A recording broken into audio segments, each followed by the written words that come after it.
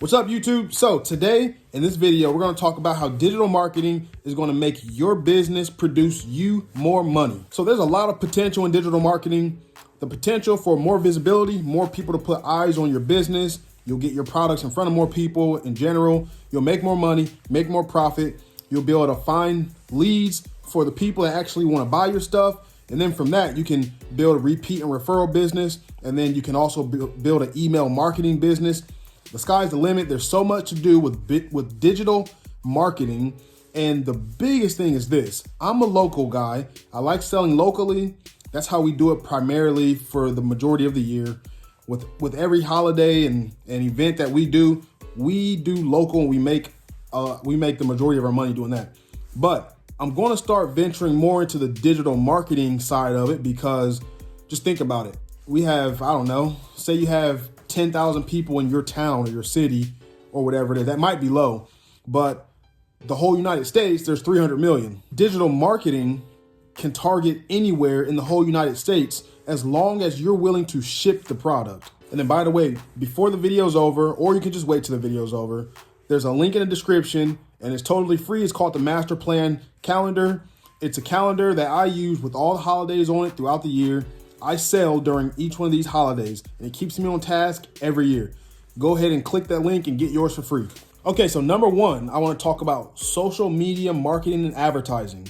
All right, so when you learn how to do Facebook ads, or not even just Facebook ads, but you can do your ads on TikTok, Pinterest, Instagram, YouTube, Google. You can do your ads on any one of those platforms. But by far, I think if you learn how to do your ads on Facebook in particular, then you'll have the biggest outcome, because the way that they let you target demographics, it's just kind of unmatched when it comes to that. Now, with doing ads on a social media platform, we all know that those platforms are visual heavy. So that means the people that's on there viewing that social media app, they want to be able to see something. So if you have a decent product, whether it be from print on demand or it's from your actual laser, if it's a good looking product, then somebody's going to look at it and say, wow, that looks nice. So just make sure your visual is good looking, and you can use that for your advertisement or your post or whatever. Now, I spoke about this with the last video that I did for you, and it was a Facebook business group or Facebook business page video. And I kind of went over the basics, how to create it, and then what to do once you create it. Some of the engagement tactics that I really recommend you use is shooting different types of videos, certain types of videos, and showing your audience things like behind the scenes, or doing live Q&As, or it doesn't even have to be live. You can just do a Q&A or pre-recorded one. And then of course you can do your interactive ones like surveys or like polls and things like that, because you want to kind of gauge and get the feel of the way your audience and what they think and the way they feel about your products, you know, and then eventually they'll tell you exactly what they want to see. So then all you have to do is go and produce that thing. So they'll say, hey, do you have a great grandparent's Christmas ornament that has a family tree on it that you can do 3 generations on, or something like that? I don't know. It's probably not an ornament big enough to do that, but you get the gist. So going back to the paid advertisements, let's just focus on Facebook and Instagram because they're connected. So one of the biggest and coolest things is when you go in there and you tweak the demographics, you can change and you can target by audience interest. So if they're actually interested in home decorations, handmade home decorations, handmade gifts, personalized gifts, you can target by all of that stuff. So then that 300 million in the United States then goes down to, well, and then I say 300 million, but there aren't 300 million people from the United States on Facebook, because we got to take into account like babies, the elderly, and things like that. So let's just say half, 150 million people, put your potential target. And then when you go in there and you tweak the audience and say, okay, I only want this ad to go to people that like handmade personalized wood gifts, because there is something in there for that. It may not say that word for word, but there's something in there for that. That's going to narrow that down probably to 200,000 people, maybe. I don't know. It could be more, it could be less. But all in all, even that target is still very broad. When I do mine, I go very, very, very narrow. So let me give you an example. It's something like you go in the dog niche. You say, okay, dog niche. I want to do curly hair dog niche or hypoallergenic, and then female dog or male dog. And then you get narrow, narrow, narrow, and you can say, okay, I want to sell this product to, or I want to target this ad towards male owners of female black Labrador retrievers.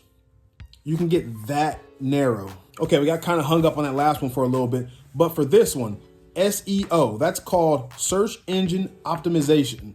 So what that is, that's how your site and your titles and your description and everything interacts with the algorithm of a website or Google in general. That has the crawler that's going to crawl the data and try to find the customer for that product. So for instance, you want to make sure you're using the right keywords, and you want to use keywords in the title and in descriptions and in tags. Most social media platforms are going to have those three things, and you just want to make sure you're optimizing for that. One of the cool things that you can do is get on Google Keyword Planner. And what that can do, what that can help you do is find popular keywords. So you'll get on there and then you'll see, you can type something in and it'll give you popular keyword searches. It'll show you what people are searching, what's popular for this month, how many searches, things like that. So then you could potentially build a product around that and then target that group of people and then sell to them. Okay, and then a really cool thing when it comes to SEO, you can also optimize for local businesses. So this is like something that I really like to do. And then also there's not a lot of people that's doing it. They're just optimizing, like if they're on Etsy or something, they're optimizing for digital. They want people to just find them based on keywords and things like that. But if you optimize for local, you can optimize for near me searches. So, whatever city, state you're in, and then you optimize it for near me. And then what you do is you get your Google My Business account set up, and then you're able to put your business on Google. So then when someone types, let's say they type handmade gifts near me, and you're the only one that took the effort and took the time to put your business on Google My Business, then you're going to pop up. And then on that, you can also put a phone number, an address, an email, and then you don't have to put an address. You can say you're just a virtual business, but you can put your phone number, your email, and then you can put your hours of operation. And then the awesome part is you can also get Google reviews. So then if you try to, you try to keep that 5-star review, and say you have 100 Google reviews up there compared to somebody else that pops up ahead of you or below you, and they only have one, then that customer is going to choose you. And then the last thing that I want to go over is email marketing. Now, this is a really big one, but this is going to take you a little more time and effort, and it's a learning curve to get this one down. But once you get this one down, I'm telling you, you're going to have this in a bag. So then every time you have a new product, you'll be able to send an email out to your list of 5,000 people, and then you're going to get, say, 5% to buy something. And then that's going to be a large amount. So let me tell you about it. So for me specifically, I do fundraisers. All right. So I use my laser to create these products, and I'm like the manufacturer. I create these products, and they're personalized ornaments for the most part. Whenever we do a fundraiser with the school, I make sure I make them put their name, address, phone number, and email address. Now, the email address and the phone number get saved into an email marketing campaign that I have.